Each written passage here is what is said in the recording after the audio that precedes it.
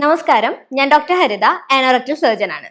ഏറ്റവും കൂടുതൽ മലദ്വാര സംബന്ധമായിട്ടുള്ള അസുഖങ്ങൾ പൈൽസ് ആണെന്ന് തെറ്റിദ്ധരിക്കാറുണ്ടെങ്കിലും ഫിസ്റ്റുല എന്ന് പറയുന്നത് വളരെ കോമൺ ആയിട്ട് തന്നെ ഈയിടെ കണ്ടുവരുന്നുണ്ട്. മലദ്വാരത്തിന്റെ അടുത്തായിട്ട് ഒരു ചെറിയ കുരു പോലെ വരികയും അത് പൊട്ടി അതിൽ നിന്നും പഴുപ്പും ചോരയും വരുന്ന ഒരു കണ്ടീഷനാണ് ഫിസ്റ്റുല. ഇങ്ങനെയാണ് ആളുകൾ പ്രസന്റ് ചെയ്യാറുള്ളത്. ഈ ഒരു പഴുപ്പ് ഒരളവിൽ കൂടുതൽ വന്ന് നമ്മുടെ അണ്ടർ ഗാർമെന്റ്സ് വരെ നനഞ്ഞു പോകുന്ന ഒരവസ്ഥയും ഇത് ആളുകളുടെ ക്വാളിറ്റി ഓഫ് ലൈഫിനെ തന്നെ ബാധിക്കും. ഇവർക്ക് പുറമെ ഒരു സ്ഥലത്തോട്ട് പോവാനും അതുപോലെ തന്നെ എവിടെയെങ്കിലും ഇരിക്കാനും എല്ലാത്തിനും ഇതൊരു ബുദ്ധിമുട്ട് ഉണ്ടാക്കും. ഈ ഒരു പഴുപ്പ് ഉള്ളിലിരിക്കുന്ന സമയത്ത് വളരെ സിവിയർ ആയിട്ടുള്ള അസഹനീയമായിട്ടുള്ള പെയിൻ തന്നെ ഉണ്ടാവും. ഈ ഒരു പഴുപ്പ് പൊട്ടി പുറത്തു പോയി കഴിഞ്ഞാൽ വേദന കുറയുകയും ഈ ഒരു മുറിവ് ഈ ഒരു കുറച്ചു നാളത്തേക്കൊക്കെ ഉണങ്ങിയിരിക്കുകയും ചെയ്യും.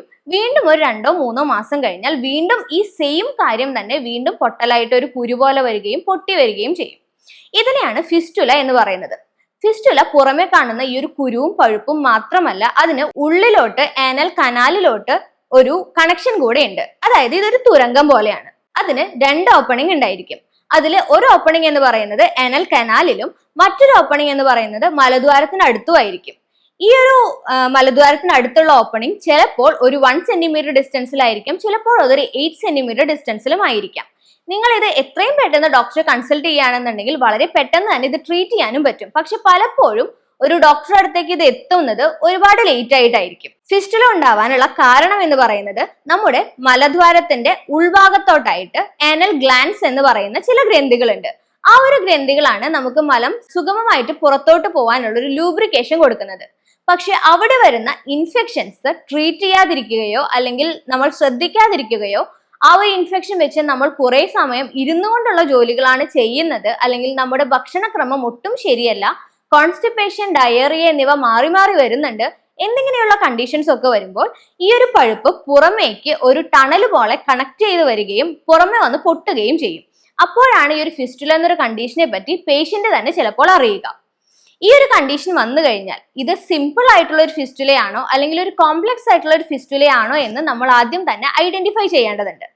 സിമ്പിൾ ആയിട്ടുള്ള ഒരു ഫിസ്റ്റുല എന്ന് പറഞ്ഞാൽ നമുക്ക് മലദ്വാരത്തിന്റെ ചുറ്റുമായിട്ട് മലം പിടിച്ചു നിർത്തുന്ന ചില മസിൽസ് ഉണ്ട്. അതിനെ സ്ഫിങ്ക്റ്റർ എന്ന് പറയും. ഈ ഒരു സ്ഫിങ്ക്റ്റർ എത്രത്തോളം ഇൻവോൾവ് ആണ് എന്നതിനനുസരിച്ചാണ് ഇതൊരു സിമ്പിൾ ആയിട്ടുള്ള ഫിസ്റ്റുലയാണോ കോംപ്ലക്സ് ആയിട്ടുള്ള ഒരു ഫിസ്റ്റുലയാണോ എന്ന് നമ്മൾ മനസ്സിലാക്കുന്നത്. അതുപോലെ തന്നെ പ്രൈമറി ആയിട്ടുള്ള ഒരു ഫിസ്റ്റുലയും സെക്കൻഡറി ഫിസ്റ്റുലയും ഉണ്ട്. അതായത് 90% ഫിസ്റ്റുലയും പ്രൈമറി ഫിസ്റ്റുലയാണ്. പ്രൈമറി ഫിസ്റ്റുല എന്ന് പറഞ്ഞാൽ ഇതിന് മറ്റു കാരണങ്ങളൊന്നുമില്ല, ഈ ആനൽ ഗ്ലാൻസിൽ വരുന്ന ഇൻഫെക്ഷൻ തന്നെയാണ് അതിന്റെ റൂട്ട് ആയിട്ടുള്ള കോസ്.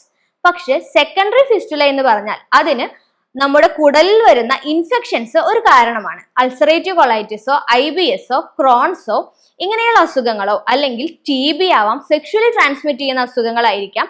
ഇത്തരം അസുഖങ്ങളുടെ ഭാഗമായിട്ടായിരിക്കും ഇത്തരത്തിൽ ഫിസ്റ്റുല ഉണ്ടാവുന്നത്. ഇത്തരത്തിലുള്ള ഫിസ്റ്റുല പലപ്പോഴും മൾട്ടിപ്പിൾ ഓപ്പണിംഗ് ആയിരിക്കും. അതായത് മലദ്വാരത്തിന് ചുറ്റും 2-3 അതിലധികമോ കുരുക്കൾ വന്നിട്ടുണ്ടായിരിക്കും. പല ട്രാക്റ്റുകൾ, അതായത് പലതരത്തിലുള്ള തുരങ്കങ്ങൾ ഉണ്ടായിട്ടുണ്ടായിരിക്കും. ഇത് കുറച്ചധികം ശ്രദ്ധയോടുകൂടെ ട്രീറ്റ് ചെയ്യേണ്ട ഒരു കണ്ടീഷനും കൂടെയാണ്. ഇനി ഇതിനെ നമുക്ക് എങ്ങനെ മനസ്സിലാക്കാം എന്ന് ചോദിച്ചാൽ, നമുക്കൊരു ഡോക്ടർക്ക് ആളുടെ ക്ലിനിക്കൽ എക്സാമിനേഷൻ കൊണ്ട് തന്നെ മനസ്സിലാക്കാൻ പറ്റുന്ന ഒരു കണ്ടീഷനാണ് ഫിസ്റ്റുല എന്ന് പറയുന്നത്.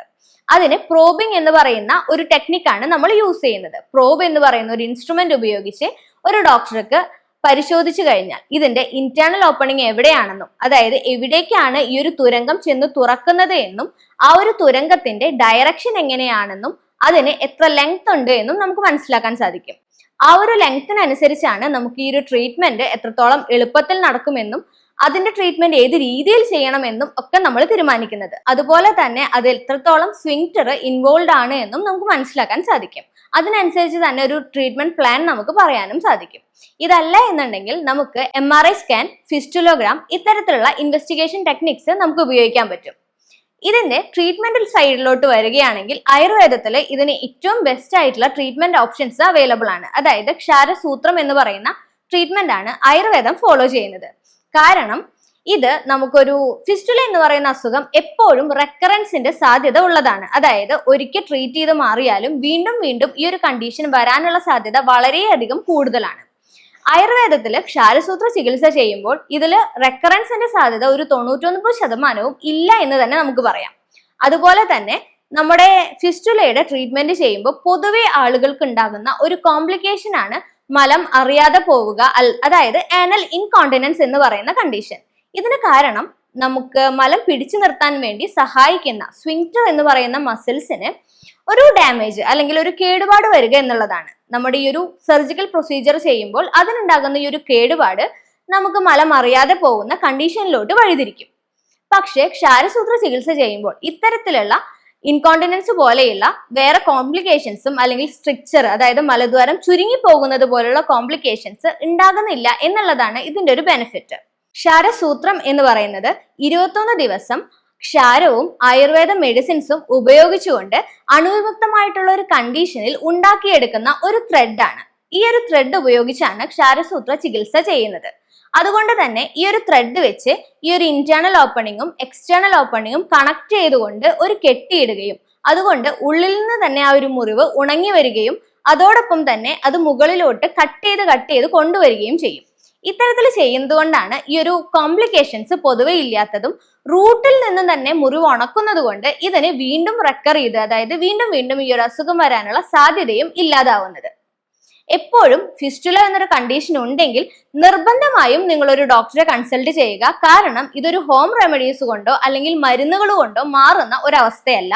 നിർബന്ധമായും ഒരു സർജിക്കൽ പ്രൊസീജിയറോ അല്ലെങ്കിൽ ക്ഷാരസൂത്ര ചികിത്സയോ ചെയ്ത് തന്നെ ഇത് മാറ്റുകയാണ് ഏറ്റവും ഹെൽത്തി ആയിട്ടുള്ള ഒരു കാര്യം എന്ന് പറയുന്നത്. ഫിസ്റ്റുല പോലെയുള്ള കണ്ടീഷൻസോ ഇത്തരം ലക്ഷണങ്ങളോ നിങ്ങൾക്ക് ഉണ്ട് എന്ന് തോന്നുകയാണെങ്കിൽ നിർബന്ധമായിട്ടും ഒരു ഡോക്ടറെ കൺസൾട്ട് ചെയ്യുക. ഇത്തരം പ്രൊസീജിയറുകൾ ചെയ്യേണ്ടതാണ് എന്നുണ്ടെങ്കിൽ ഡോക്ടറുടെ സൂപ്പർവിഷനോട് കൂടി മാത്രം ഡോക്ടറാൽ തന്നെ ഇത് ചെയ്യാൻ നിങ്ങൾ ശ്രദ്ധിക്കുക.